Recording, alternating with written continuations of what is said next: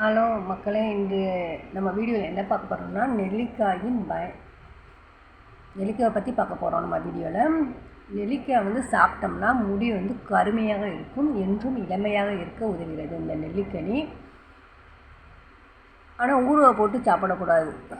நெல்லிக்காயை அப்படியே வெறுமனே கடித்து சாப்பிட்டாலும் நமக்கு நல்ல பயன் தான். இல்லைன்னா ஜூஸ் போட்டும் குடிக்கலாம். ஜூஸ் பொடுசு பொடுசாக கட் பண்ணிவிட்டு இஞ்சி, அதுக்கடுத்து கொஞ்சம் கருவேப்பிலை, அதுக்கடுத்து கொஞ்சம் லைட்டாக சால்ட்டு போட்டு தண்ணி ஊற்றி லைட்டாக அரைச்சிட்டு அப்படியே கூட குடிக்கலாம். ஜூஸ் போட்டும் குடிக்கலாம். இது கண்களில் உள்ள ரெட்டினாவே இந்த நெல்லிக்காய் சாப்பிடுவதனால் பாதுகாக்கிறது.